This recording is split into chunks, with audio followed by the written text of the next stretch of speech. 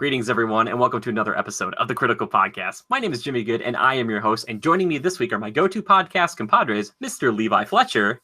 Hey, guys. And Mr. Joe Lever. Good evening, ladies and gents. Nice. We did not coordinate the shirt and hat thing that Joe's got. I still need to get Levi. I don't have nothing. I know we got it. He's got his little Deathly Hallows shirt for people who can't see him right now, but he's repping the Harry Potter love, which is totally fine.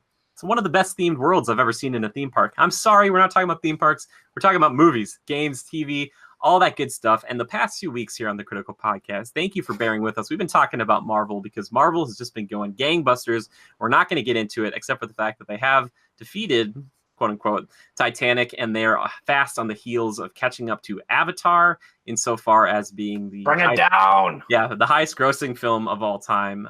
Basically they're Theoden trying to bring that Oliphant down. But interesting stuff. But we're not going to talk about Marvel this week. Believe it or not, we are going to talk about some games because we love games here. And we haven't really had a lot of news, but guess what? E3 is on the horizon. Insanity. It's crazy to think it's just a few weeks away, the biggest show of the year. And Sony's not going to be there. But Sony did do a little state of play recently, and that's one of the first things I want to talk about here today. Specifically, Monster Hunter. Now, for people who watch this show, they'll know a few things about us. They'll know that we never played Monster Hunter before Monster Hunter World, and that usually we don't go crazy over expansions usually.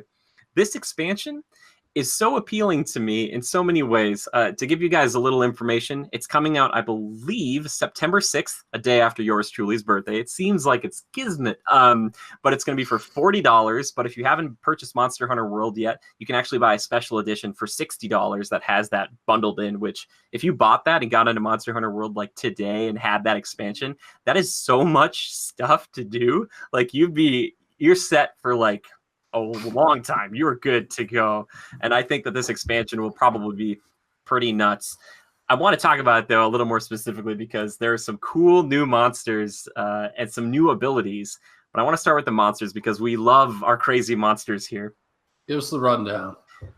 First one that's kind of a little boring to me, but I was like, oh, it's like Snow Shark, but it's not. Beatados, which is like a Gerardados, big kind of fish thing, but it has like the kind of the fin, but it's actually a horn. So when it goes around in the tall snow in this new area in Monster Hunter, which I believe is called Hoarfrost Reach, that it's going to kind of like do the same things that Gerardados did. Or Lava Sloth. Thank you. I was like Lavasiath or whatever that thing was. I was like, what is the name of that other one? Lavasiath. Sorry. So not super cool to me, but the other ones that we saw a lot of seem really cool. Bonbaro is like this big kind of almost like a giant deer-like thing with these big antlers, and it'll pick up these massive downed trees and use them to ram the players and stuff. That is such a cool concept to me because we've had monsters charge you and stuff before, but they rarely think of Kulu Yaku picks up a rock and then but the rock is a gigantic tree and then just charges forward with it. Yeah. I love that sort of thing. I think that doesn't Baroth do something like that? Baroth, yeah, I was gonna say Baroth is like the classic charge when he makes the tea kettle noise and then he charges at you. I thought he threw something, didn't he? Or maybe not. I'm not sure if he does or not. I don't think so. Not threw it, but hit it. He does he does a kick up. He also does does he do the mud thing too? Like he tries to get the mud on him. But either way, one theme I saw, and we'll get to it with the rest of the monsters, is the design seems semi-recycled with a slight modification. On some of them, I completely agree with you. Different aesthetic, but they essentially, it's like they just reskinned a current monster, maybe changed the size a little bit, and maybe changed its mannerisms or like this one. What was the name again, Jimmy? We're looking at the Bonbaro. Yeah. So picture a Baroth with feathery fur. Yep. Kind of white in color and whatnot. I don't know if you're gonna pop up imagery or not, but people can look it up too. And it's got, like you said, antlers, kind of moose-like antlers, but also kind of like bighorn sheep-esque. Yeah. Facial is kind of like that too. Really cool and all, cool aesthetic. It is somewhat fresh, but I noticed in the way it was charging and stuff, it is very Baroth-esque and but they do add in that intricacy of like the boulder throwing and whatnot. So Yep, it's I agree. pretty cool. Pretty cool. Yeah, the thing I'm excited about a lot with that one specifically is that I believe you can cut the tail off, and this is where I get the most sadistic with creatures in games. But on the behemoth, you can cut the tail off. I think you might be able to do that here with Bonbaro, but it also has these kind of Diablos-esque horns that I'm thinking of my hammer. I'm thinking of like, I can't wait to just crack those horns right off, man. The coolest thing about it is what can I make from it? Exactly. Right? All these monsters is like, that's pretty cool, but what can I make? Did I jump ahead? Did you get into that one, or were you on the snow shark? I started with that one, but that one is I feel like the most recycled out of all of them. They just kind of put a horn on it and kind of big. And I feel like slightly cheap. Like that snow must be deep as deep can be. Are we wearing snowshoes out here? Or? Yeah, it also sounded like in this expansion, and I'm not sure if they're doing this with the regular cast of monsters, but these ones too is trying to give them some new moves that we haven't seen before.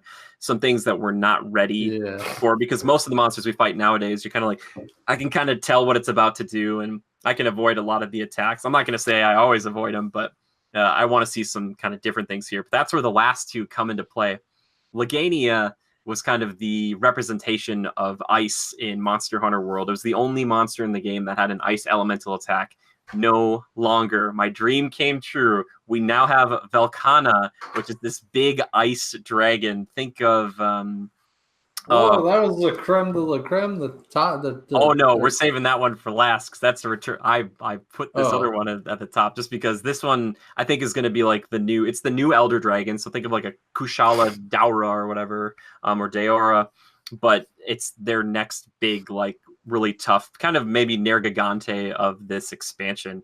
I'm really, really excited because they say expect a twist with it. So I don't know what it's going to do, if it's going to freeze hunters like permanent, like, you get it's not just slowed down. Oh my God, that would be so annoying. It would be really annoying. I'm thinking like lightning, except worse. Yeah, exactly. Yeah. Oh, dude, Levi, you're totally right. When you get like the lightning, just like, and then you just fall down the paralysis thing.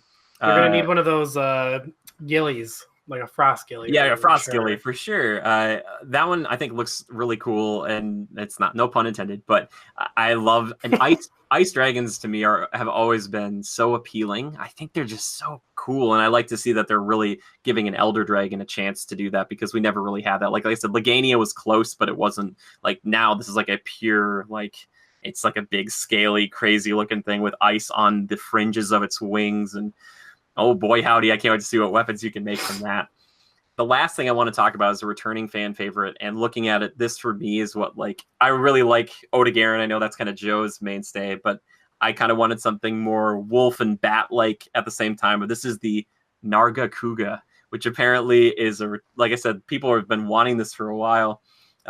This thing is so cool to me. So to kind of describe it, it is like a bat, kind of wolf-like too, with these wings on its arms that come off. So I'm guessing it has some sort of flight capabilities and a long, crazy tail, like Tobi Kadachi almost.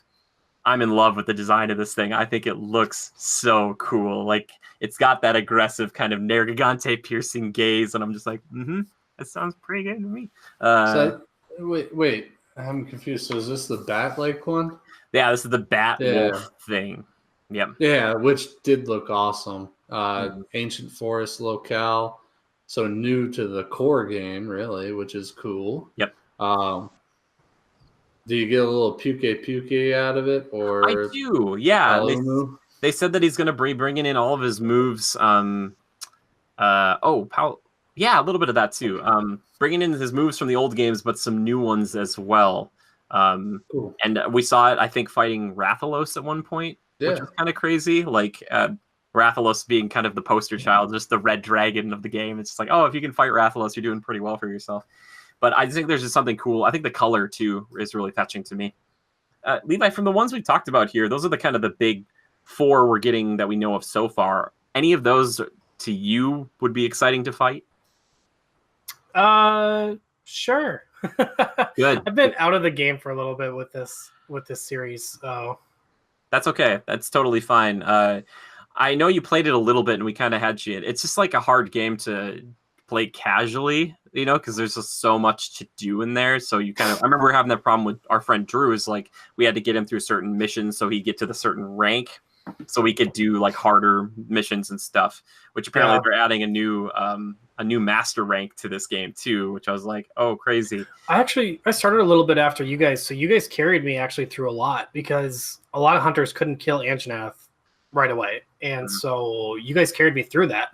First roadblock in the game, I remember. Yeah. It was always intense going into a fight with him in the beginning, and then eventually it was like, hey, you want to go kill an Anjanath? Yeah, with you boys, we skipped right over that. So I was like, oh, cool. And then when I started playing alone, I was like getting my ass handed to me because I didn't know how to play the game. Yeah, I remember playing that with you, Levi and Joe, and I think Drew, and it was the four of us when we beat Anjanath. I think it was the four of us, and we were like, oh my gosh, or Leo or something, and we were like, wow, we did it. We beat that thing that sucked as a group, but we did it. We were like, yes.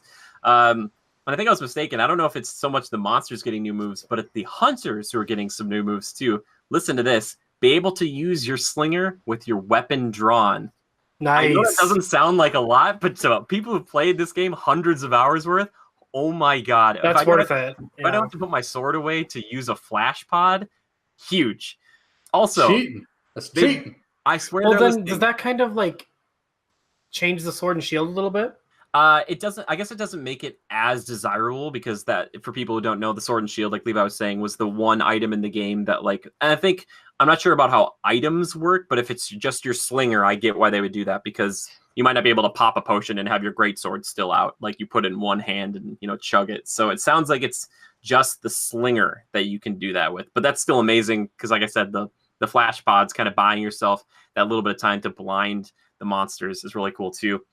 I swear they're listening, though. Capcom, the Clutch Claw, a grapple hook. You can just grapple up to a monster and then just be like, turn. I was just like, that's, yes. That's great, because that's my style of play. Especially, think if you're running the great sword, dude. Oh my God, just sword. Yep, just cut him. Because half the battle, you know, it does such high damage, but half the battle is getting close enough, because when it's out, you tuck and roll. That's your fastest method of movement, but still kind of, God, he keeps jumping away. If you can just jump right to point A from point B and skip all in between, or should I say point D to A, skip C and B, you know, you're there right away and can start laying the hate. Whereas otherwise, sometimes it takes some time to get close enough to lay some hits. Yeah. Or you won't miss as often. Some other few little things I did want to mention, because that's a really good point. I don't know how far the grapple hook range is, but still, it's exciting.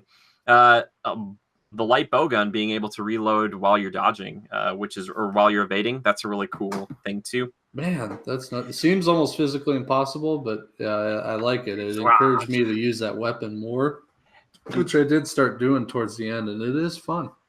The last one, which is kind of crazy, the flinch shot. You grapple onto a monster, you unload all of the flash pods you have, and you get it to basically go in another direction, so you could try to make it go into a wall or into a trap or something. So you grapple up and you're just like, flash pods like in their eyeballs, like, which I think is super funny. But I also really love that. And in the video too, we saw a new item, like a Vigor Wasp resurrection or a revive or something, where the cat, like, you fall down and your pal comes and throws it on you, and then you res yourself. And I was like, that is such a huge deal in this game, especially if it doesn't count as you being downed or carted. That is so cool. I was like, oh my gosh, I could have used that so many times in some of these like solo battles. Because Levi, you're talking about like fighting Anjanath and stuff by yourself, but imagine you could at least resurrect yourself once. Like, just be like, I'm back. Like, here I go right away. But yeah, I think that's just so cool. Man, I love it. There's a new area that we're fighting in, and then again, all of these monsters. Remember, we have these 4 that we talked about here. That's 4 new versions of every weapon. There's 4, so think of like, was there like 16 weapons in this game? So that's a lot. It's like 64 new weapons a sense, right? But then there's like all the new armor that comes along with that. Insanely cool, and I'm excited because there's a lot of potential with these icy creatures, and then not only making good weapons from these guys that are ice-based to fight other fire-based ones, but then also using some fire-based weapons, like, because we didn't really need that too much in the original game, there wasn't usually a call for saying like fire was the strongest element against a lot of them. It was typically like thunder and dragon. Which was weird because there was so much fire available. Yeah, you kill a lot of fire things, and you're like, I can make a fire sword. And they're like, it's not great against a lot of things. You're like, that's okay. Yeah, like it was good against Baroth, weirdly, but and you're again explosives. Was it good against him too? I believe Blast was good against explosive, and Uragan was Radobon was the blast. I know for sure. I love blowing him up. Oh my gosh, he was so much fun. Anyway, I'm really excited about this. As you guys could tell, I adore Monster Hunter World. That was our game of the year for 20. Was that just last year? No, was it? We played many hours. Yeah, I have no regrets, and I will easily jump back into this. This is like a cool birthday present for me that I will give myself. I'll just be like, I bought it for me, like, you know. But it's spoiled. You already know what you're getting. What is the release date? September 6th. Nice. Okay. Yeah, it's a perfect time of the year. Sorry guys, I'll be playing WoW. I know you've got. Well, we'll see. Because last time you said that you were like you played for a little bit, and you're like, this really is different. WoW. This is different. It's classic. It must be good. Yeah, Levi's nostalgia. Obviously was it August 29th that the classic was coming out? 27th or 29th? Yeah. Okay. Cool. I'll find time to play with you guys too. We'll see. I'll have WoW on the left, and I'll have you guys on the right, and it'll be just fine. Oh no, like you could do that. With WoW. What are you doing? I'm raiding. Exactly. Yeah, there's this game. I don't know if this is like the most active I've ever had to be, as opposed to like even like a first-person shooter. I feel like you have to be so invested while playing Monster Hunter because there's just there's so much calculus going on. There's just all these things like I gotta heal up and get some more stuff. I gotta go back to camp and eat some more, and I gotta get back out there. There isn't the moment to sit and assess things. You're moving and grooving. Yeah, I still wish they'd add some sort of like super weird, like it was so hard to do because they do have kind of snipers in the game, but it would be cool if you could have a place where you could grapple up to areas and you were like a really heavy sniper and like. I just haven't seen a build where that's viable because the monsters move around so darn much. So like you'd be like way far away, just and like hitting for like 300 damage, but it would be super like it would just take a while to reload. I don't know. I know they have snipers in the game. I know I've tried. Just I'm no good with them. Anyway, speaking of snipers, look at that flawless transition. I'm so proud of myself. October 4th. Oh my gosh. So fall already starting to be kind of a big deal, at least for me. Ghost Recon Breakpoint. Now, we've talked about Ghost Recon Wildlands here in the past, and it is a game that weirdly we've come back to over time. Usually games like that we kind of play, get them out of our systems, and we move on. But they, at Ubisoft, have done such a good job of dropping things like the Predator mission, the Splinter Cell mission, all for free, just kind of in the game that makes us go back and try it out every couple of months. And to be honest, I've been kind of going in there some nights and just playing some missions I missed because I kind of completed the game alongside Joe and I didn't do all these other like little side mission things. But I've been going back and playing that, and they added a thing called Operation Oracle. Basically what this does, it introduces a new character, this ghost named Walker. Believe it or not, Walker seems to be a name in the CIA or spy world because that was the name, obviously, of Henry Cavill's character in Mission Impossible Fallout. But John Bernthal from Punisher, from Walking Dead, as a character in this game. And I remember thinking, that's kind of weird that they got him for this like weird free mission to put in Ghost Recon. Well, now we know why, because he'll be playing the primary antagonist in Ghost Recon Breakpoint as a former ghost turned wolf, or the Wolves. So it's a bunch of these former ghosts who've apparently gone bad for some reason. I don't know why, but I think it's really interesting to fight an enemy that, for the most part, knows a lot of your tactics. And I think that could be interesting. The concept's interesting. We don't know about the execution yet. I did make a little video about it if you want to check it out, but we'll kind of discuss most of the key points here today because I know Joe's a big fan of it. I know Levi didn't really get into it himself so much, but it's one of those things that I'm just gonna force him to at least watch some of it because I'm just gonna be like, look how cool this was. He'll be like, that's great. Yeah, it's good. So let's start with you, Levi. From what you've seen from Wildlands, from the little bit you've probably seen of Breakpoint, is there anything that interests you, or are you just kind of like, I'm not really into that sort of genre? Piques your curiosity, if anything? For a shooter to get my attention, it has to be not a Call of Duty clone, and that's like what it looks like. I'm just kidding. This isn't anything close. Well, I saw a gun with a scope and I was like, oh, that's Call of Duty. Like, It was like, it's a military shooter. It has to be. It's military. just like, No, I'm just joking. Yeah. But Jimmy plays it, remember? Yeah. yeah, No, I'm very selective on shooters, but I mean, this might be more of a watcher for me. And I get nervous when you guys get into shooters. They don't last long. So if there's some longevity and you guys are playing after like maybe a month or month and a half, maybe I'll jump into it. Take this into account, as Jimmy said, Ghost Recon Wildlands. This is a 2-year-old game? Yeah. Almost 3? Yeah. It's Almost gonna be 3. it came out in 2017. Yeah, it's gonna So be it's already 2. It's past 2. Yeah. Crap. So it'll be 3 years old next May. Yeah. Yeah. And we call it a shooter, and even though it's a third-person shooter, I think it's a better way to say it is actually like a tactical stealth game with an emphasis on shooting, which sounds kind of stupid, but like it's not like a you're not always second. using a gun to complete the objective. And that was one of the main things, because Levi, you make a good point, but they said they've been working, and this is not the first time that a military shooter has done this, but they've been working a lot with special forces and stuff. And they said that the attack portion of a lot of what they do is the smallest portion. A lot of it is reconnaissance. They use this thing called the bivouac, which is going to be in this game. It's like a mobile kind of camp you can set up that doesn't have any really cover, but you set it up, and that's where you can kind of change out your guns and your class and stuff, which we'll get to. But they said the attack part is not the main focus. And it seems like in this game, while that's still a big chunk of it, that there's more to being like, all right, we need to really like be smart, and we don't have a plan because these ghosts kind of crashed on this island, and they don't have a mission objective right away until now. So they don't have like Karen Bowman, who was kind of your handler in the last game, being like, go here, kill this guy. It's like, we got to figure out what the problems are here and try to solve them if we can. But yeah, I think that's the reason I like so much Levi's, because it's much slower.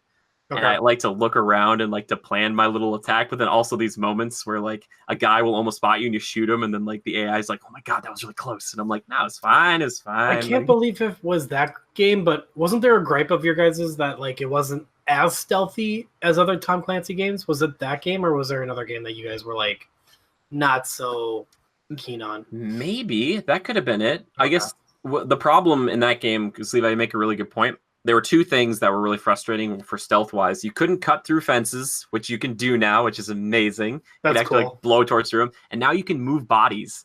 I know that doesn't seem like a big deal, but a lot of times in these games, and you could pick up your allies to move them to a better place to revive them, but you couldn't pick up bodies, so you kill a dude, and so they'd lay there for a little bit, and someone would either spot them or their body would disappear and a gun would just be on the ground. So there'd be like 2 or 3 guns in like a little area that like a guard would walk by and not notice, and you're like, is that not weird to you that there's like 3 guns in the middle of the tarmac? It was just like, and this is a whole new game. This is not like Far Cry. Game. Nope.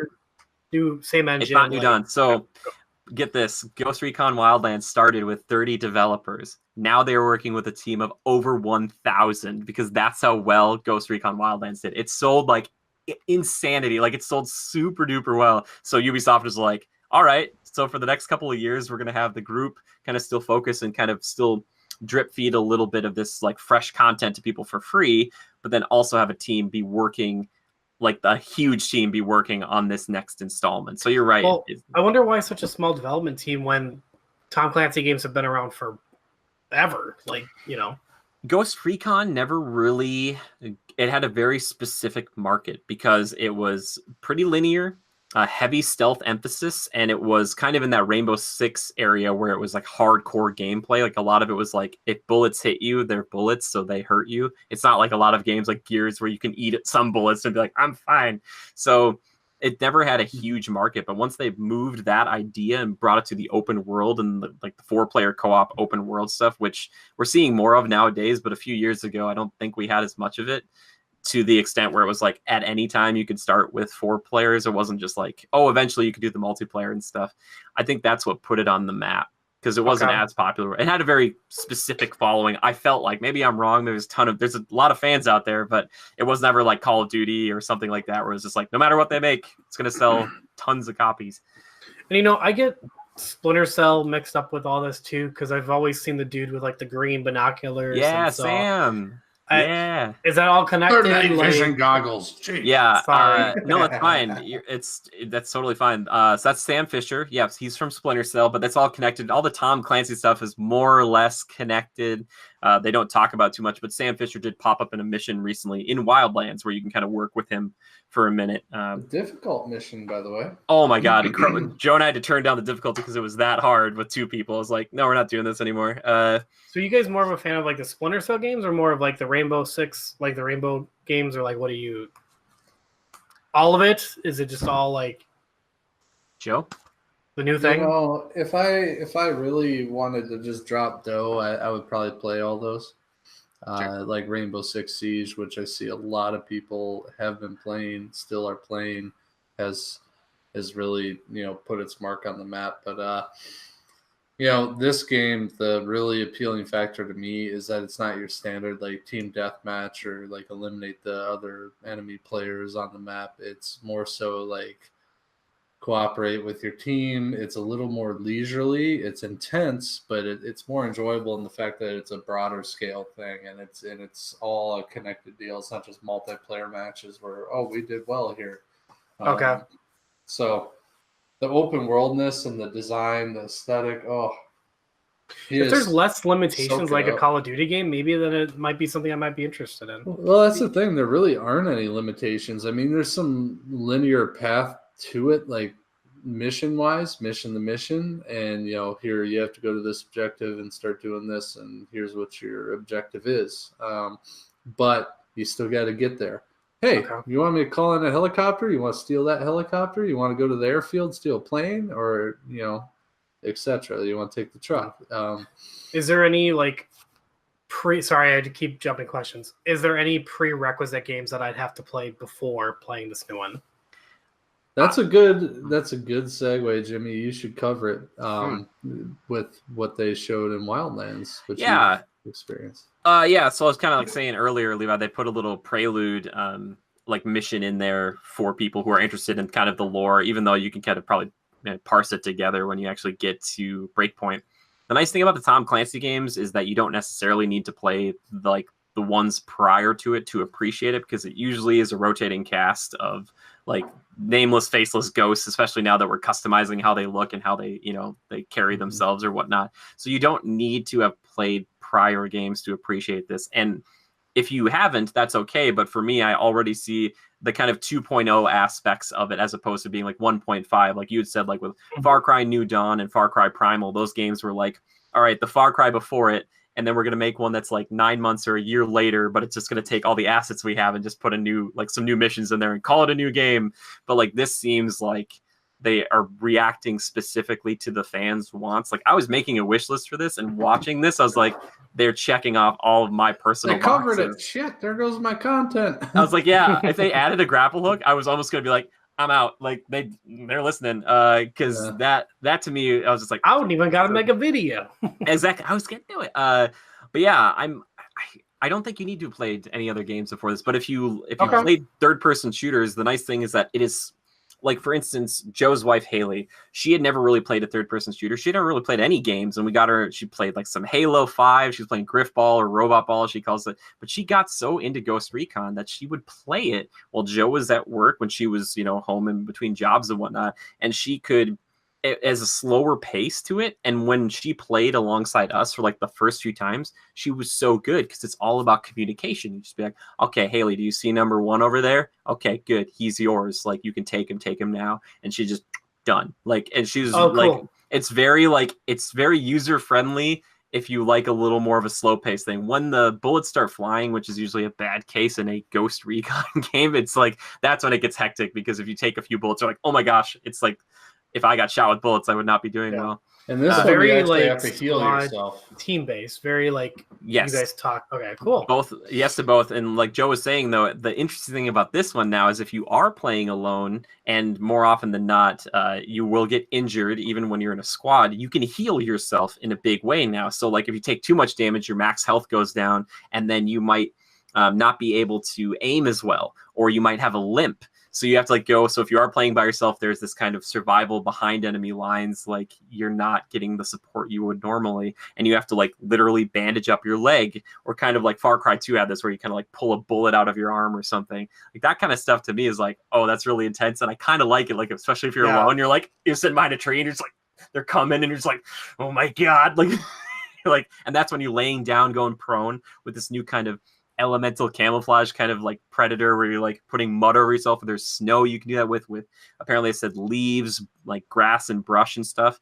I just want to know if it takes it to the next level where it's like, we're from Minnesota and Wisconsin, you know, if you cover yourself with snow and you have a t-shirt on, that should affect your overall max health. Like I don't need it to be too survivally, but I'm like, there's no way my guy's like covered in snow and he's like, I could stay like this forever. Hypothermia, all of the above. The meter kicks on, like, oh, I'm dying. I just think that's so cool, and I've always wanted to do that. If we're not going to give me that full kind of invisible camo that Ghost Recon is kind of known for a little bit nowadays, let me have that kind of like, all right, I'm going to be really tactical. And you can still see your dude like in the mud, but at the same time, I think it's so cool to watch these guys walk past you.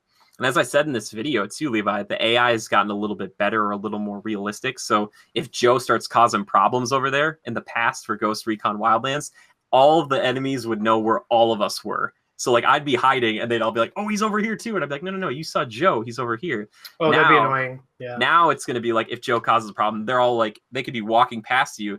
And then I could be like laying down next to them. And they don't see me like, oh, hey, he's over there. And so they would run past me. And then I could get up and shoot them in the back or do a special kill animation, which apparently is different depending on if you're approaching from the front, behind, from mud, from above. I was like, oh, so I have a special knife animation. So they come up, just grab them. They're so good. I can dig it. I just love a close quarters kill, and they've got tons of animations for them, and you could differentiate between a straight blade and my Crambit, the curved blade. Some of that stuff, those are brutal kills. Like, oh man. And I got to make a little kind of montage of them. I'm sorry. I'm just really excited about this game. Yeah, you guys have piqued my interest. You really have. I'm really excited. And it comes from the fact that it had, and I talked to Joe about this a lot, it has a really solid gameplay feel to it. It just needed some work because I don't think they'd ever made an open world version of this franchise before. It's like if they would have taken Assassin's Creed and it was always linear and then they made it open world, there'd be problems with it. That was the same thing here. It'd be like, oh, it's 16 kilometers away and you don't have a fast travel point right there. So call in a helicopter, fly for like 3 minutes. Like, but yeah, I'm just so excited to see that. The things that make me nervous, though, are the drones. There's a ton of drones now. If you're playing by yourself, you could still do the sync snipe, but you have your own 3 personal drones. Or if you have 4-man squad or 4-person squad, you can have those 3 drones as well. Drop up to 7 people, I think. I just don't know how I feel about like fighting robots. They're not as cool to me, but they have specialized enemy types now, which are really cool. One of them is like the classic dumb heavy. He's got the big, like the huge armor, the minigun, and you have to shoot him in the head. It's one of those, they do this a lot like an Army of Two. They'd have like a dude with a shield, and you'd have to have like Joe would go flank him while I was drawing the aggro, because aggro is a big deal in this game now. But they'll have like a guy with like a rocket launcher who forces you to kind of keep moving and things like that. But then also there's a class-based system, which I don't think they put in Ghost Recon to this extent before. I don't know how limiting it is, but they've talked about 2 of them. There's a sharpshooter and a panther. Sharpshooter, obviously a sniper. That's what a lot of people in Ghost Recon run. He was wearing like a ghillie suit. He had like he could like equip 3 special bullets, like were explosive rounds or something else like that. And then like taking down tanky robots. And I don't know if that's like a cooldown timer thing, or if you only get a certain amount of them. You get like 4 versions of that or something. You get to a resupply of sorts. Yeah. And then the Panther had like a smoke bomb thing, and they talked about with that character, which Panther, it's funny because that was a play style in the Splinter Cell games where it was like you were kind of strategically killing people and going back to the shadows. This class is all about like coming out of the shadows, killing someone, and then using like your smoke bomb to break line of sight and then move back to stealth. Because if they can't see you in this game, apparently they said that doesn't mean they're hunting you, but you're not engaged anymore, which is kind of a cool thing. So you're like, wait, where did that person go? And you're just like sneaking around in the bushes. You're like, which that's my play style, is like I kill someone and then be like, we got him. Like, but they have 2 other classes they said at launch. And like Joe talked about with the Rainbow Six Siege kind of making its mark, I think they're going to keep adding different classes. So I wouldn't be surprised to see an infiltrator class. It sounds like everyone can get that kind of thing that cuts the fences. But at the same time, I would love to see one with like a grapple hook or something, because I just saw him go up to that fence and it was like breach. And I was like, what do you mean breach? And he pulled out the thing and he's like, tss. He made like a little corner and snuck through it. And I was like, thank you. Because Levi, in the last game, you had to literally run around a base to find like a door or something in. There'd be these fences you just couldn't get through. And you're just like I'm a ghost. Like I'm running, which is really dumb.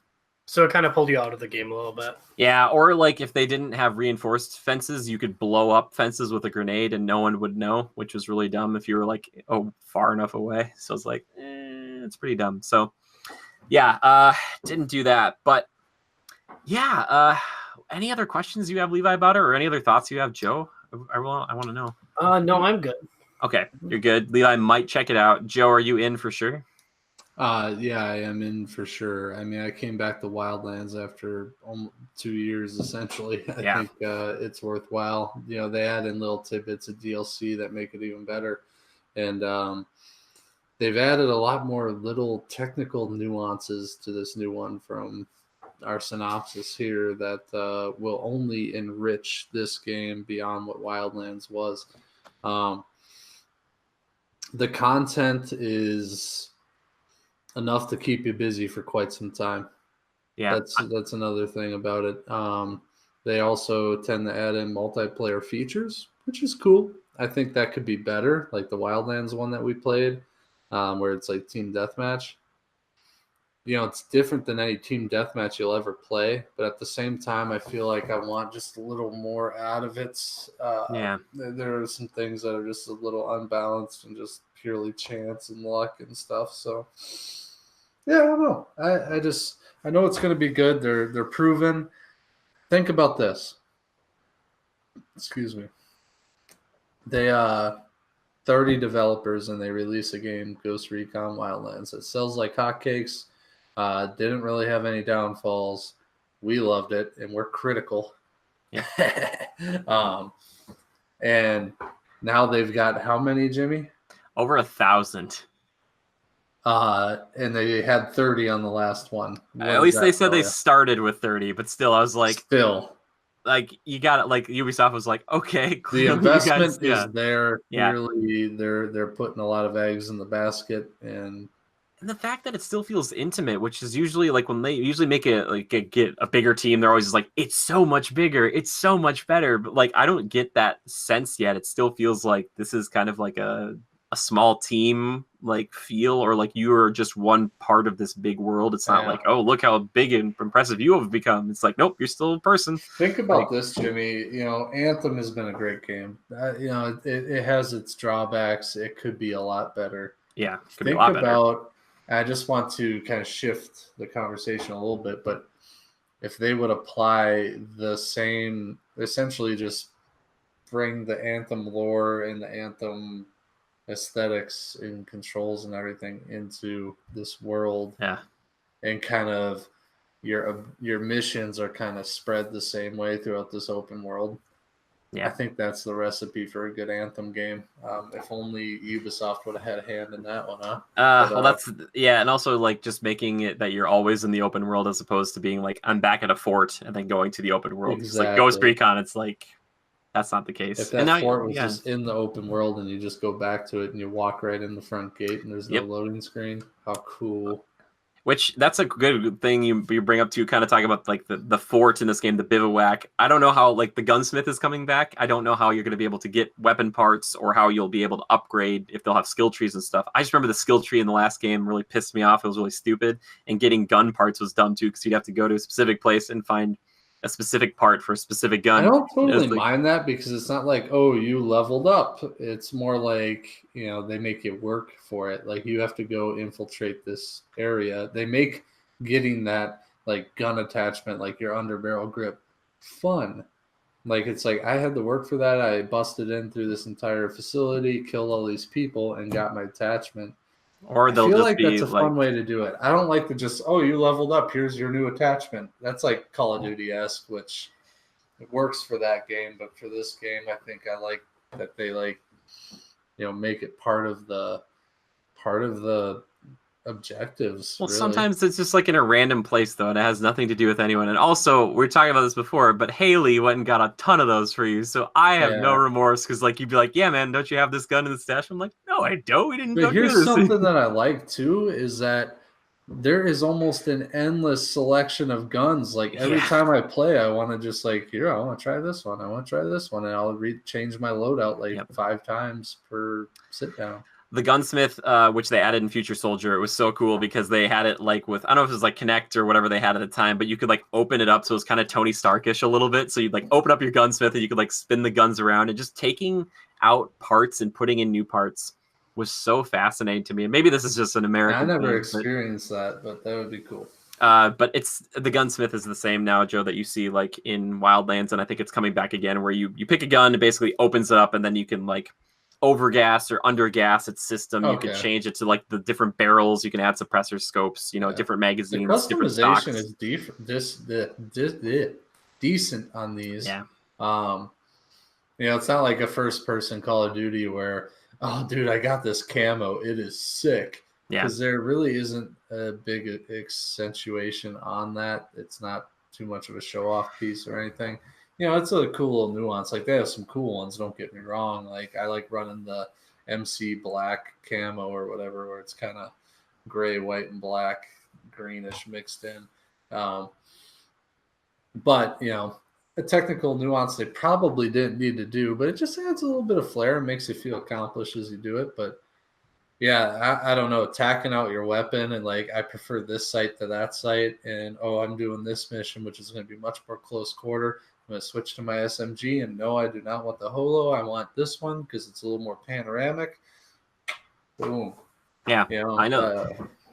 They introduced like blouse boots. I don't know what that means, but apparently everybody really wanted that. So talking about taking all the detail from the, like, you know, all the cosmetic stuff and customization and adding that to this game and adding more, because there's a lot of guns that seem to be like in the season 2 pass or whatever, but I never felt like I was cheated as far as guns went. I was always pretty happy with the ones I had. So I was like, there was just so many, and I think they'll have just as many here. But the fact that you get to change out your knives and customize how those look a little bit with the color, I guess, I was like, okay, now we're getting closer to Red Dead levels, where you're like, okay, we're starting to like be like, can I still customize my character though? Oh, that's what I'm talking about. They said all that customization is coming over to this. Okay, so you're not, because it's kind of class based, but you can still run your own cosmetically customized character and their look and the clothing. That's what it sounds like. I wonder if they did force like the sharpshooter to have the ghillie outfit, and then also they had what I would consider to be like a heavy gunner as a class, because the dude had a rocket launcher and an LMG, but he had one of those kind of Fisher like brim hats on him too.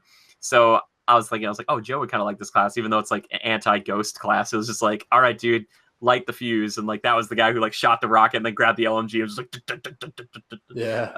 and I think they just made him look that way. But it looked like the main operator guy looked like you could mess with all that stuff, which is cool because he was like the dude, bro, with the big beard, the backwards hat, you know, the big headphones, was just like going on a ripped shirt, just like, ugh. So yeah, definitely customizing the look. And you know, you could make your sharpshooter look like a heavy or vice versa, I'm sure. But I don't know if they're going to specify that like sharpshooter needs a ghillie suit. I don't think so. But I like being a sharpshooter. I want to be a panther. I just want to see all the classes, and I want to see if they have the abilities that come with them and if they have progression. And they did say this too. PvP and the actual PvE, that progression will be shared.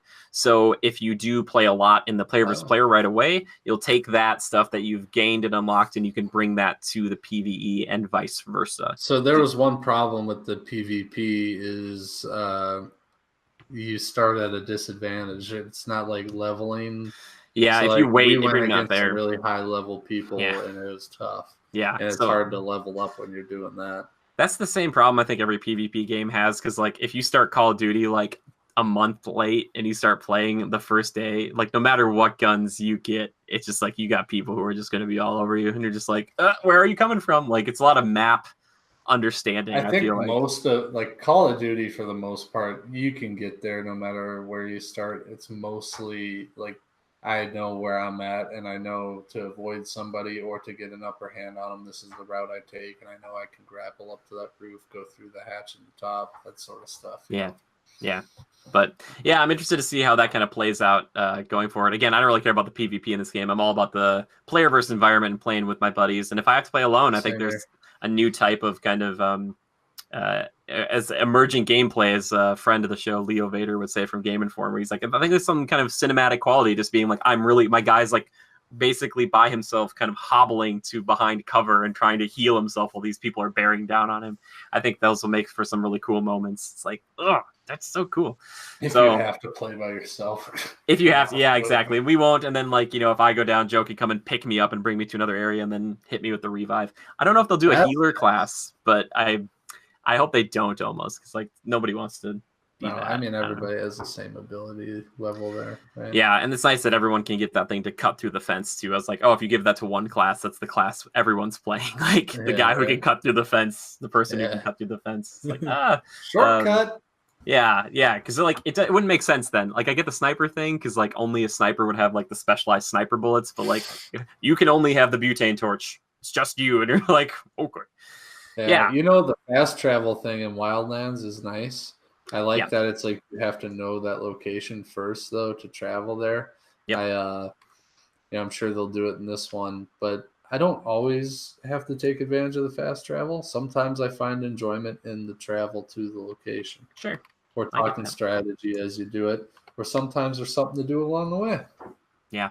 I hope they put in more VO stuff where like they give you more information. They'll be like, oh, it's a villa that's got this and this. Here's some suggested entry points or something. That would be kind of cool. But we don't really know a lot about this place. Apparently it's like think of Elon Musk. It's supposed to be like, oh, we created technology to better the world, and these wolves came and stole that technology and are using evil drones. So it's, like I said, kind of almost Terminator-y, kind of, I don't know. Yeah, I mean, you're not fighting droid robots that are coming from the future to say. But I just, the way they like turn on with like the little red like eyeball things, I'm just like, oh, we're doing evil robots, and like drone tanks and stuff aren't really compelling. I like to fight people.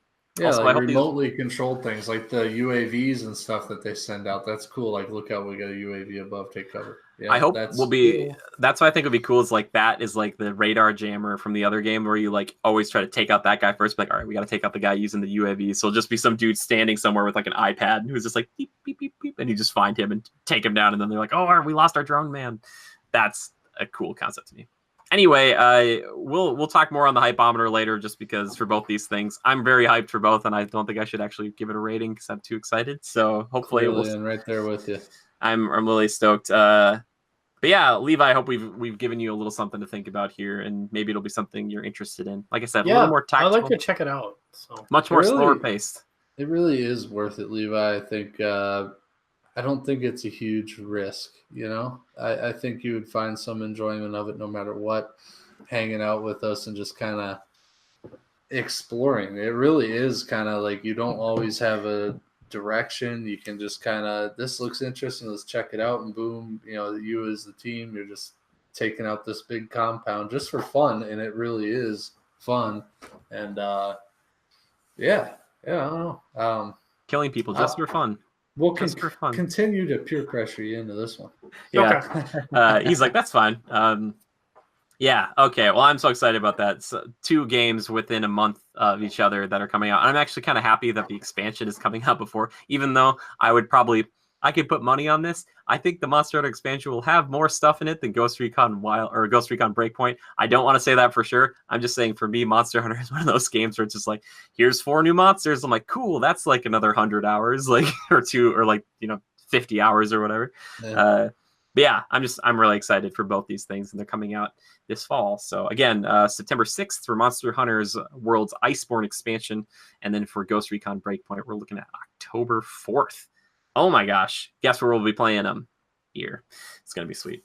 All right, gents. It's time to move into that segment of the show that I like to call, Levi likes to call, Joe likes to call. I'll do you want to do it, Joe? Timekillers. Oh, you did it. That was amazing. Levi, what have you been killing time with, baby? What have I? I've been playing Final Fantasy 9. Oh, how's that? Good. Yeah. Oh. Not quite on disc 2 yet, but getting there. Favorite character is still Vivi? Yeah, Vivi.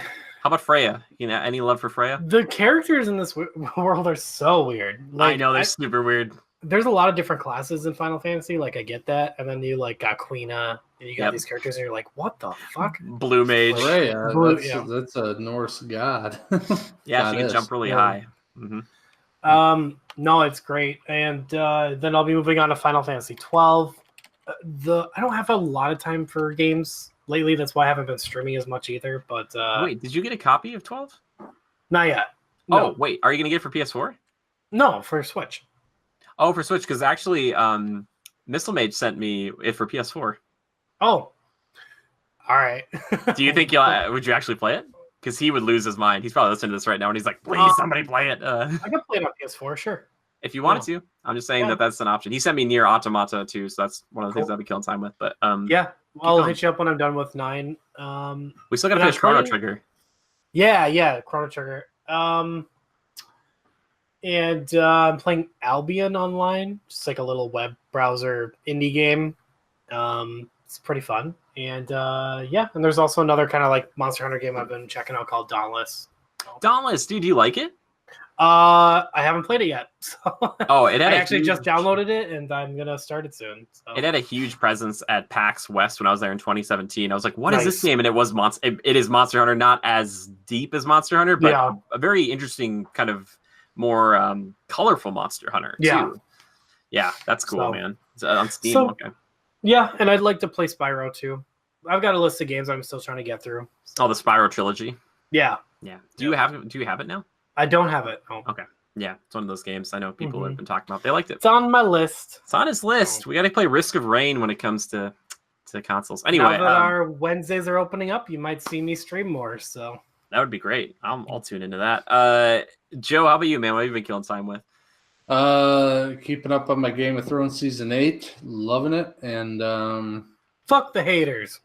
That a boy. Yeah, this season I don't think it's been necessarily the greatest, but it is capping off the saga, so to speak. So it's still great regardless. For the thorough book readers and the people that are really attentive to the detail, it's probably not sitting as well with them. This is much more fanfare, I feel, and much more of a spectacle for the eyes more than anything. But the story, it's been okay. I think a couple twists and turns have taken people by surprise, and sometimes in a bad way. A little not as well received. They kind of went with the popular opinion on some characters and that sort of deal. But overall, I mean, there's a couple moments where you're just sitting there like wide-eyed, like, whoa, did that just happen? And, it's something else. But yeah, still love it. What a great just all-around franchise that was created there. And I think this season would have felt more impactful had it not taken 2 years. I think that's what's throwing people off is like the break between. Yeah. I mean, it's like if you watch 7 and this together, it makes it more cohesive. But like having the big break, and now you're getting all these big battle scenes and these, all this shit going on at one time. Yeah, I hear you. For some reason it's weird. Like I get so attached to the whole dragon idea, Targaryen thing, that I feel very emotionally vested in the dragons. So I've been very like edge of my seat watching these final seasons, but no spoilers for me.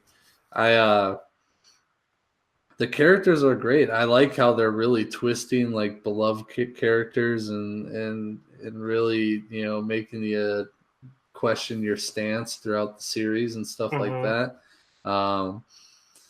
And just overall, like the nuances and accentuation. Is that the right word? Is that right? Accentuate. Yeah, well, either way. Anyway, so how they accentuate. Am I saying that right? That's okay. No, it's not. What are you trying to say? Somebody get me. Accentuation, the action of emphasizing something. Yes, for some reason it just sounded weird to me. Accentuate. It's like when you say spoon and you're like, what the fuck is a spoon? You say it too many times. But yeah, the accentuation on humanity itself and just the emotional struggle of certain characters as they see certain things unfold or the direction things head plot wise, that sort of thing, and how they react. And I think, the final episode here is going to be really a doozy. Obviously it is like the last, installment, so it should be, but it really set it up to be a twister. So, yeah, I'm sure, it's not really the end for me. I know I'm going to have to go back and rewatch the entire series at some point just because it has to be done like in, in steps all at once. But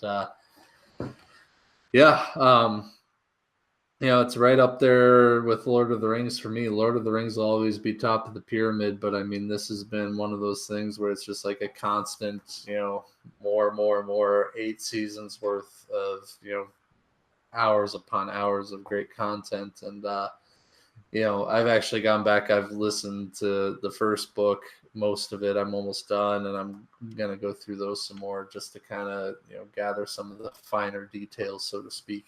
But yeah, other than that, I've been, still on the blackout train. It just, I'm going to have to go to freaking rehab for that game for sure. I'll admit it. I've got a problem, but it's a good problem. It is so much fun. But I'm trying to wean myself off a little bit and play a little less here and there. Just, Friday and Saturday nights, if I don't have anything going on, I'll sit and chill with it a bit. But yeah, been getting better at it too.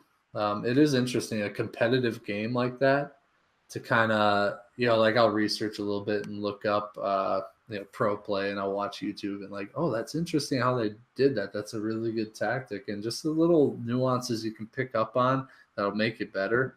And I've been having a blast with it still. I think as they keep feeding the updates to the group, to the masses, it's like, every other Tuesday, there's an update. Sometimes there's a big update on a Tuesday, and it's just like, oh, what is it, And, between changing the map, new operations dropping, new weapons, new camos, they keep adding a little bit of fuel to the fire to keep it burning. Sometimes they'll, throw something hot, something real explosive on there, and it'll blow up a little bit, burn a little hotter for a bit, and they just keep doing that ebbs and flows, and it's great. But that's been what's consuming my time. Nice. What else? Has there been anything else? Nope, it's just been that, because I know I tried to get you to play something the other night, and you're like, you should come play this new game mode with me, and I'm like, I'm not doing So there is a new game mode. Nope, we're not talking about it. Don't do it.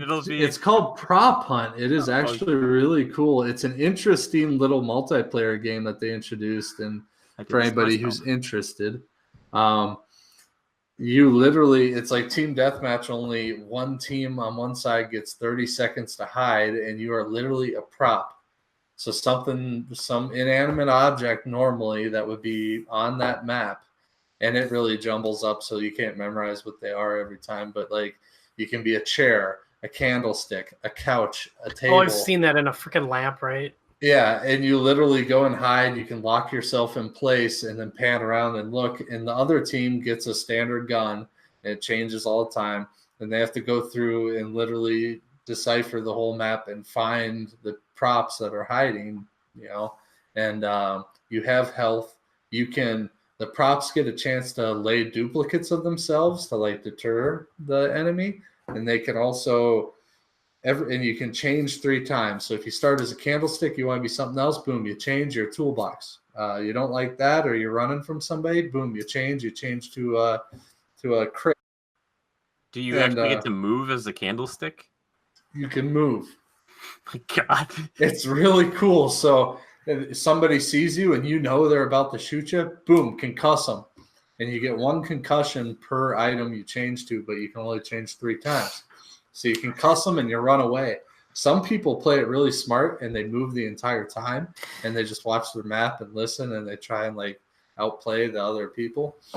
And it is actually kind of addicting. It's best out of 3, so each team gets 3 shots. It's really I can't it's even. a simple game, but It's kind like of Beauty and fun. the Beast, the game. Like the next time you say, "I can't believe this. This is unrealistic," and you're like, "But I need to go play a game where I'm like a stapler that's like running for its life." You're like, It's kind of like that. It is a lot of fun, though. I'm glad you love it. I respect how much you love this game, and man, you've gotten your money's worth and then some out of that. That's how I feel with like Ghost Recon and Monster Hunter. I was just like, man, I played those games so much, and I feel like I got my money's worth.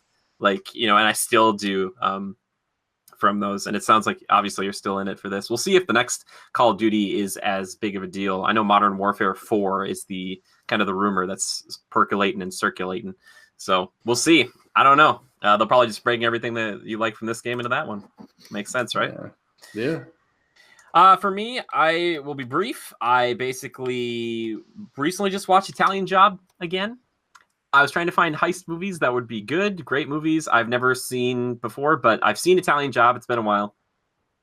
Honestly, weirdly enough, I think that movie is like 7.5 or maybe an 8. I like a lot about it. It's kind of like a Mini Cooper ad at the end of the movie, but that's okay.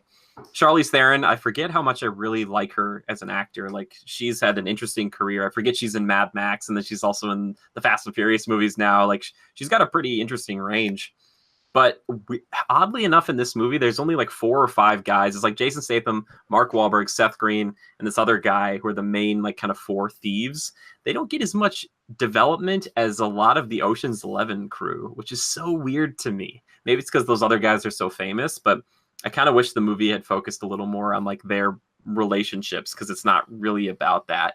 But I find Mark Wahlberg in that movie especially to just be kind of there. He's just there. It's not like I'm doing this for revenge. He's just like, I'm doing it. Okay. Like, he doesn't seem as invested as like George Clooney's Danny Ocean, who's doing, it's like a revenge trip. But man, I still like that movie. I think Italian Job's pretty good. It's no Ocean's 11, but I like it.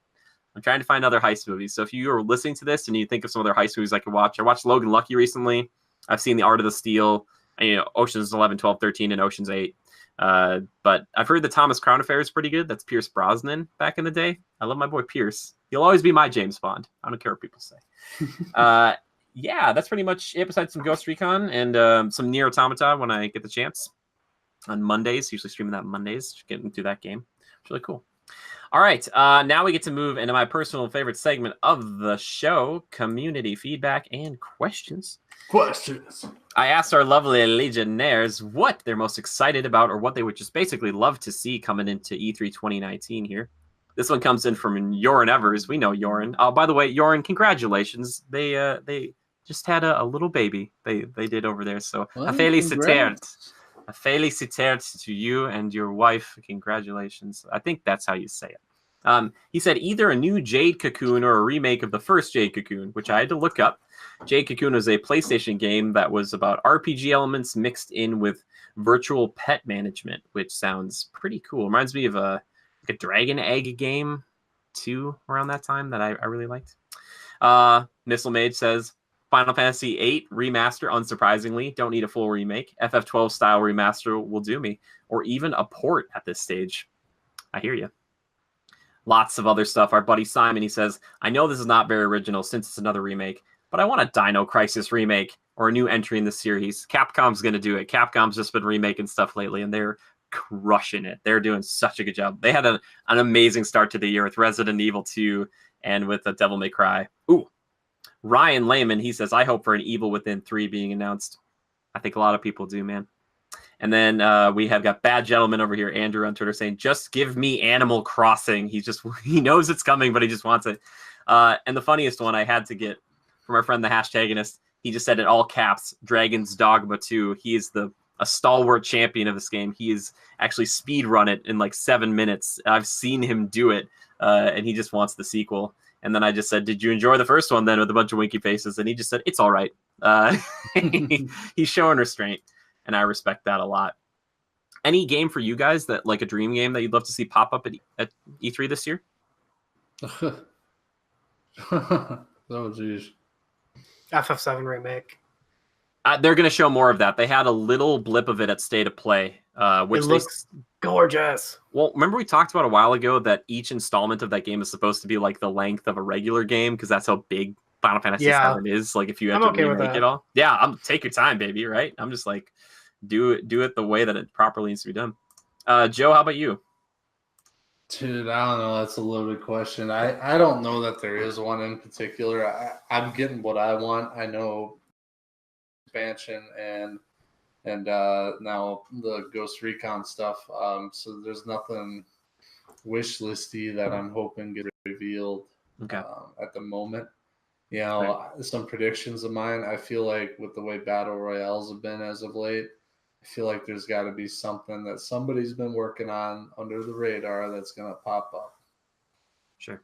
Yeah, Battle Royale. We'll see. I feel like Battle Royale is kind of a weird spot because they had that Battlefield Battle Royale come out recently, and I don't think it like blew everybody away. I wonder if Battle Royale is kind of not on its way out, but not as people are chasing it as much, or it's just going to be a mode they have to put in games now. It's just like, it's like Team Deathmatch. I think it is the way Call of Duty put it into their game. I think it may become a more consistent input into multiplayer games, just because it's something they can capitalize on a market that's somewhat hot yet. The fact that Fortnite is still at the top of the pyramid as far as like streaming and money bringing in is pretty insane. It's up there with Grand Theft Auto still. Apex Legends was popular for a bit when that came out, fell off a hair, and Call of Duty isn't even in the top ranks as far as Battle Royale and streaming, which is somewhat surprising, but I just think it's an easy plug for some of these top tier games to put in and just capitalize on it. But on its way out, definitely not. Yeah. I think one thing we're going to see, because Xbox is going to have the time to shine, not only, they're going to probably reveal their new console, but I think we're going to see their answer to God of War with a new serious version of Fable, which is their kind of single player third-person RPG franchise. I know Levi loved that in the past, and so did I. So I would not be surprised to see that, and I think that's what the team from the Forza Horizon group has been working on secretly. So they know how to do open world. Yeah, I think that's kind of the rumor. We'll see if that's true, but also remember last E3, Microsoft talked about acquiring all those studios, so I'm sure they'll be showing off a ton of new things. Even if they aren't ready for a while, they'll just be like, they're coming, and you'll be like, oh, cool. So I'm excited to see Phil Spencer come out on stage and not have anybody, no Sony to get in the way or anything. They're just going to come out and just kind of strut as much as they can, and hopefully it'll be pretty. Like I hope it'll be good. There'll be cringeworthy moments because there always are at these things. I love it. Let's get into the questions here. We just have two. This one comes in from Anna, our friend at Little Red Rider. You guys remember Anna? She says, #critical podcast. That's how you reach us. A classmate did a presentation on how Disney seems to embrace the aesthetic of fascism, but don't challenge it like the originals did. They don't give their villains a full ideology. I still don't know what they want, in quotation marks. So she said, as a clarification, this person's talking about how it's problematic. The originals were supposed to tell about defeating like Nazis, Nazi ideology, about how those ideologies are evil, and that's why good overcomes. The problem is that Disney seems to make it just they're evil nowadays just because, like, I'm a bad guy because I'm evil. Like, why? I just am. So I guess the question is, like why? What do we think about that? Do we think that that is acceptable still nowadays, or do we like to have our villains have a little more backstory? Like Levi, do you like it better when you actually know probably why the villains act the way they do? Probably. Yeah, I feel like I respond better to like it gives a better understanding of like why they are the way they are. Yeah. But then also it's like on the other side of the coin, it's crazy when villains are evil just to be evil. So yeah, I guess the closest one we've had more modern that people have loved is maybe like the Joker is like crazy to be crazy. Like we don't really know his motivation. He's just like, I'm just nuts and like I like chaos and all that stuff. Joe, how about you? What do you think about this? What, do you feel like that's still a problem that some Disney villains have specifically? Not having an established reason for being a villain per se. Yeah. I look to one example that's recently been, at the forefront of Disney, and that's Thanos, right? Yeah. I feel like they did a good job with him. I mean, I got it. I just, and to a certain extent, I kind of agree with the guy, but mass slaughter and genocide is kind of uncool. But if it was more selective, I'd be on board. I'm just Don't let Joe have the Infinity Gauntlet. Is that what Hitler was doing? I mean, yeah, not like Hitler, but kind of like Thanos, but maybe the bad people, right? I don't know. I like how the double snap there. Yeah. Yeah. No, but I mean, you sympathize with that character. You understand why he is the way he is, and you want to hate him, but there's still some understanding there to where he connects with the audience. Granted, this isn't like your classic like Jasmine and Jafar, although they're Aladdin and Jafar, but they kind of establish it there a little bit. I don't know. I think they're villains. I mean, which movies are we pinpointing here? Because I feel like some of these movies, I mean, you understand a lot of it is jealousy, greed, that sort of thing, which is the typical, stereotypical reason for a villain being bad, because he wants that spot, I don't know. I mean, I'm trying to think of an example where there wasn't a well-established reason for a villain to be a villain. Yeah, I know one that a lot of people kind of give crap to, and it's not, I mean, it's part of Disney now, but like we look at Malekith, the dark elf from Thor: The Dark World, who's like, I'm a bad dark elf, and it was kind of like they justified it by like being Asgard came and kind of kicked their butts and took like the Reality Stone or whatever, and they wanted it. But it's like it's hard because some of those super villains, like you said with Thanos, like now you've got these guys who are more fleshed out, or Magneto, who always to me has been one of my favorites just because I get it. Like I'm like, yep, I totally understand. He's been persecuted his whole life from the beginning up until now, and it's just a different group of humans doing it, and he's just like, he sees all of them as the bad guy.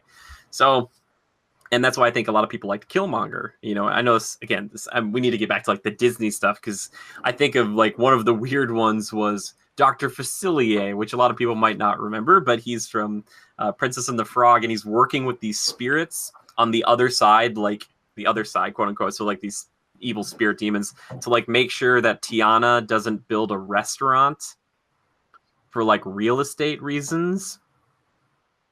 Like it's too much for like a kid's movie to do that. Like Scar makes sense because you're like, Scar hates Mufasa because he's always been playing second fiddle to his bigger, stronger brother, and he's like, I'm gonna kill this guy, and then I'm gonna be Mufasa. Like, he kills him. Oh, sorry, spoilers. Son of a bitch. By the way, I saw a really great one where somebody put a meme together. This is more of Infinity War, but they show Mufasa getting thrown, and there's Scar, and then it shoots to Simba going, no! And it's got that person on Vormir standing behind Simba, and then it shows I've seen Scar that. with the Soul Stone. Like he's got it, like he made the sacrifice.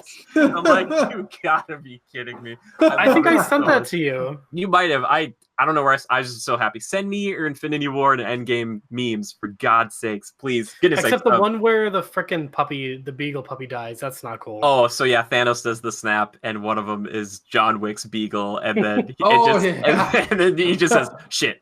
Like Thanos is like, like.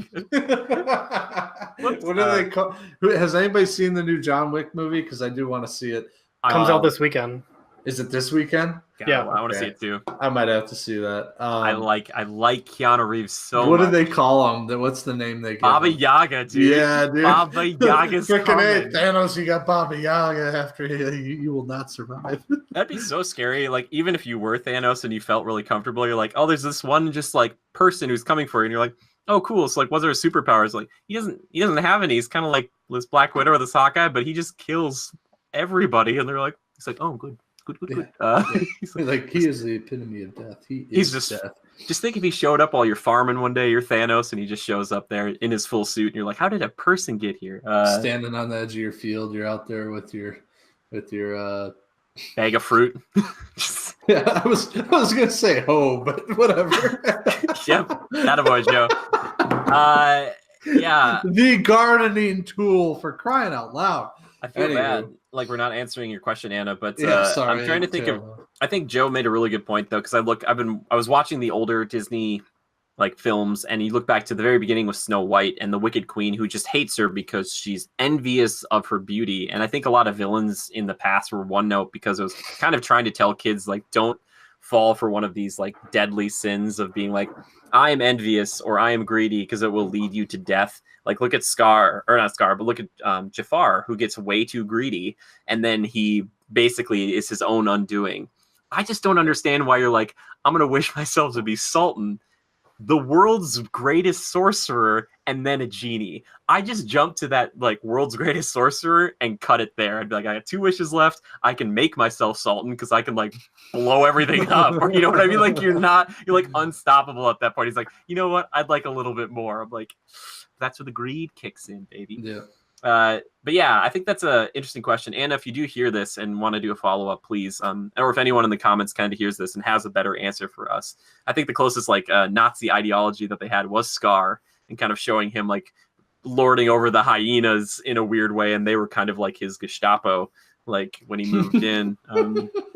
That was the problem with Scar, is that he came into power during a drought. Not his fault. I'm just trying to say that. I'm not saying I applaud what he did, but it wasn't like Scar made the rain stop. That's all I'm trying to say.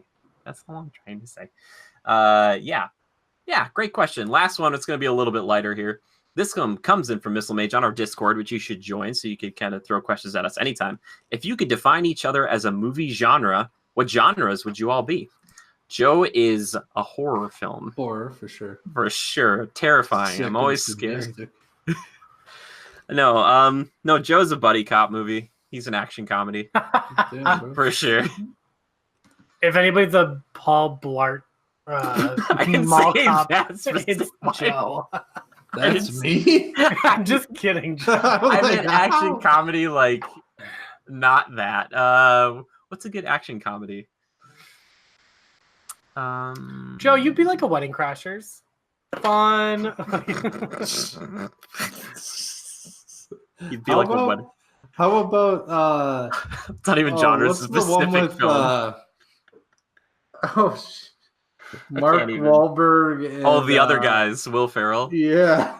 Best part of that movie is when, spoiler alert, Sam Jackson and Dwayne Johnson overshoot a bush and jump off a building and die.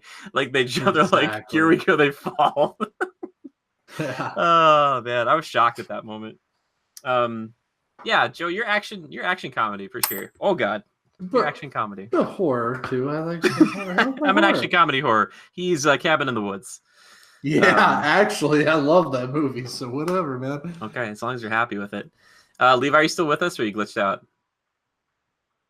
He might be glitched out. That's okay. He'll come back. So, Joe, what would you define me as a genre? What? I mean, action adventure / fantasy. Yes, that's true. I would be making Yeah. dreams come true. Yeah. Thank you. I appreciate that. I'm sure Levi would agree with you. He's looking like he's doing like a little dance move there. Hopefully he comes back. Anyway, if I did define Levi as a genre, let's do it right now. Yeah, we're all just like,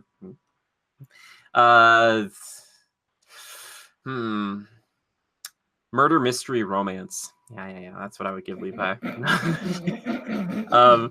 No, Levi also. Let's see. Levi just be a comedy. He has no say in this, so just go off the wall, man. Yeah, he used to do this thing where he would pull up to pick me up to like from my house or whatever, and he'd pull up, have the windows down, and blare music super loud, but it was like really offensive. Like it would be like, I hate you or whatever like that. And so it'd be funny when you have people walk by and he would do this, and I just like be like, yep, getting picked up, my buddy, we're going to go to lunch or something. That's what friends do. But I think Levi'd be what did I say? I'd say he's a comedy. Yeah, he's a comedy. He's a Wedding Crashers kind of guy. Yeah. That's funny. I think so. Excellent. Well, I'm sorry that he left us. He was just done with that conversation. He just did a little pose and got out of here. But if you guys ever have a question or a topic for the show, all you have to do is tweet the hashtag Critical Podcast to any of us. We are at Go Critical on Twitter, or you can tweet at me personally. Tweet me those Infinity War and Endgame memes, please. I'm at JimmyGood013. If you want to find Joe, they can find you at @Lever_627. That's Lever just like Beaver, only with an L. And if you want to reach our buddy Levi, he is @Levi Fletcher. Levi like the jeans, FLETCHER. Wow, look at that. That was so good, man. It's almost like you practiced it. That was so good. Thank you everybody for hanging out here. I was talking a little bit about this before. We stream on Twitch. We have a Spreadshirt, which we would love if you went to there or you went to our Patreon and threw us $1. Thanks to Daleb and Yoren for making this happen. And if you want to support the show, those are the ways to do it. But just sharing us seriously on Facebook and Twitter, that is helpful. We exist in a completely oversaturated market with tons of people doing podcasts. So every time somebody shares us, that helps immensely. So thank you for everyone who's been doing that, retweeting our stuff and sharing us on Facebook. Thank you. That helps a ton. And hopefully we'll see you in the Discord sometime. So even though Levi's not here, Levi, thank you for being here. Joe, thank you for being here. I appreciate it. As always, friend, as always. And until next time, everybody, just remember to adapt and overcome. Bye-bye.